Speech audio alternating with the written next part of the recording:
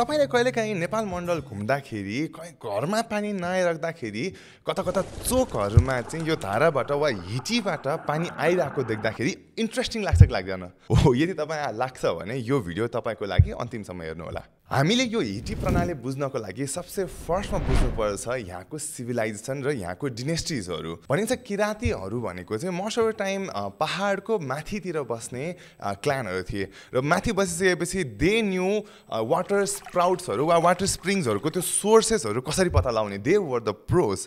र त्यसपछि आए लिच्छवीहरू जुन चाहिँ मिथिलाबाट वा गङ्गाको तटबाट आएको थियो, which means they knew water canal system क्या। र जुन किराँतीहरूले पत्ता लगाएको वाटर सोर्सलाई तलसम्म लिएर आउने किराँतीहरूले नै गरे र त्यसलाई तलसम्म रिजर्भर लिएर आइसकेपछि throughout the valley water क्यानलमा डिस्ट्रिब्युट गर्ने चाहिँ लिच्छवीहरूले गरे र त्यसपछि मल्लहरूले भनेको त्यसलाई स्केल गरे र आर्ट एड गरे। यो यसो अलिकति मजाले बुझ्ने हो भने it is almost like sustainable urbanisation that we are talking about क्या। अब बुझौँ यसको बेसिक प्रणाली। यो एउटा भिडियो सिरिज नै भएको भएर हामीले यसमा कन्टिन्युसली बनाइ नै राख्छौँ। सो आज बुझौँ अलिकति हिटी प्रणालीको बारेमा। मोस्ट अफ द टाइम यस्तो हिटीहरू भनेको ग्राउन्डभन्दा अलिकति तल्लो लेभलमा राखेको हुन्छ, जसलाई चाहिँ हामीले हिटी गा पनि भनेर भन्दछ। र त्यसपछि तपाईँले धाराको सेप जस्तो देख्नुहुन्छ जुन चाहिँ मकराको सेपमा हामीले बनाइरहेको हुन्छ। र त्यसपछि तपाईँले त्यसलाई पछ्याउँदै जानुभयो भने चाहिँ एउटा वाटर क्यानल सिस्टम वा वाटर च्यानल सिस्टम भनौँ न, त्यस्तो either made out of wood or terracotta. So यो खालको हिटी दुँ चाहिँ तपाईँले देख्नुहुन्छ र तपाईँले त्यसलाई क्यानललाई चाहिँ पछ्याउँदै जानुभयो भने चाहिँ एउटा स्पेसल मङ्गा वा एउटा स्पेसल रिजर्भरमा पुगिन्छ जसलाई चाहिँ नाभी मण्डल भनिन्छ।